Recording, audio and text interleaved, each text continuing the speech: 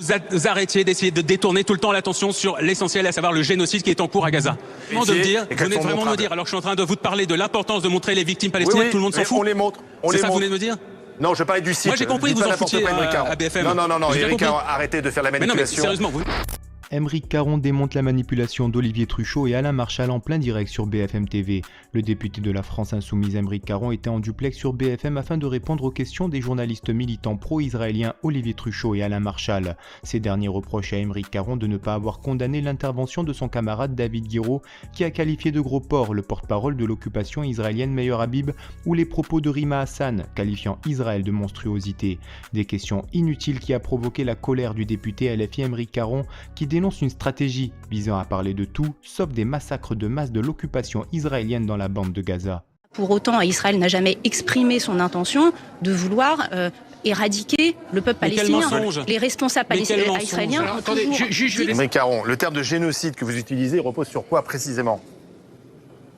Sur une définition de 1948 sur la Convention sur le génocide qui définit 5 actes qui permettent justement de caractériser ce que peut être un génocide. 3 de ces actes ont été constatés aujourd'hui par la rapporteure spéciale de l'ONU sur les territoires palestiniens, Francesca Albanese.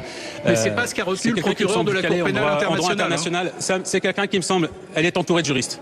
Elle ne va pas faire des déclarations aussi fortes que celui qu'elle a fait il y a quelques semaines sur le sujet si elle n'avait pas extrêmement bien préparé le dossier, ce qui n'est pas le cas de votre chroniqueuse, Madame Graziani. On avait toutes les images qui nous permettaient de montrer les hôpitaux attaqués, tous les bâtiments de Gaza détruits. Mais on a montré ces images, on les montre régulièrement.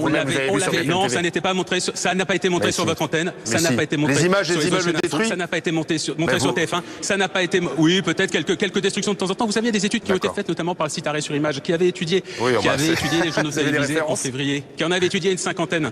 Oui. Pardon? Et vous avez des références à Arrêt sur Image. C'est quoi le site Arrêt sur Image ne vous plaît pas non plus, c'est ça? Non, enfin bon, c'est pas si de référence. Il n'a pas été pris en tout cas en flagrant délit de mensonge dans cette enquête. En tout cas, je crois que ni BFM, ni TF1, ni France 2 n'ont pu démontrer que... BFM TV non plus, BFM TV montre les images dans la mesure du possible, bien entendu. Attendez, vous venez vraiment de me dire, alors que je suis en train de vous parler de l'importance de montrer les victimes palestiniennes, tout le monde s'en fout. On les montre. C'est ça que vous venez de me dire?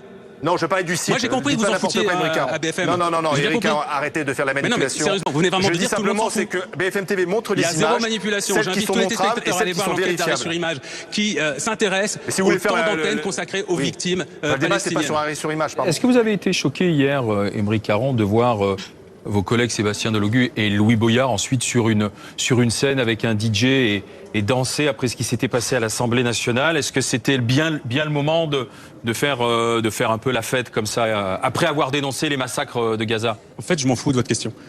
Ça ne m'intéresse absolument pas. C'est-à-dire que vous êtes encore en train d'essayer de détourner l'attention sur un micro-sujet qui n'a aucune importance, ce qu'a fait Sébastien Delogu, ce qu'a fait Louis Boyard hier soir dans sa soirée. Ça ne m'intéresse pas particulièrement. Je sais qu'ils se battent depuis des mois et des mois pour mettre le sujet de la cause palestinienne sur la table, pour que ce soit dans les radars médiatiques. Et l'action de mon collègue Sébastien Delogu hier était admirable. C'est tout ce que je sais. L'important aujourd'hui, c'est pas de disserter sur le fait de savoir si ou non il devait monter sur une estrade avec de la musique hier, mais c'est de savoir comment on fait cesser le carnage en cours aujourd'hui à Gaza. Et j'aimerais que ce soit le sujet qui concentre les interventions de nos invités, de nos chroniqueurs. C'est pour Rima Hassan a qualifié Israël de monstruosité. Elle l'a dit, elle l'a écrit, Israël est une monstruosité. Vous partagez je vais pas faire toutes les... vous êtes dans la même famille politique, vous êtes dans les mêmes manifestations, Aymeric Caron. De toutes les personnes qui parlent de ce sujet en ce moment. Rima Hassan, elle parle beaucoup de ça. Un film ce soir à l'Assemblée nationale. Mais vous en avez parlé. Des Gazaouis depuis 7 mois. Ça fait 20 minutes que vous êtes avec nous pour dénoncer ce que vous appelez effectivement les atrocités. Vous m'avez invité, j'ai dit oui. Justement, mais continuons de parler. Mais on continue d'échanger, on continue de parler. Là, dans votre même famille politique, là, ça vous gêne en fait quand on parle de Rima Hassan. Israël est une monstruosité. Je vous demande simplement si vous êtes d'accord avec cette qualification. Je voudrais juste que vous arrêtiez d'essayer de détourner tout le temps l'attention sur l'essentiel, à savoir le génocide qui est en cours à Gaza. Et que vous essayez toujours de trouver un truc qui va pas à tel ou tel porte-parole de la cause de la paix. Voilà, c'est tout. Et vous, que pensez-vous de l'intervention du député LFI Aymeric Caron face aux journalistes militants pro-israéliens Olivier Truchot et Alain Marchal? Donnez-nous votre avis en commentaire. En attendant, rejoignez-nous, soutenez l'information Break News.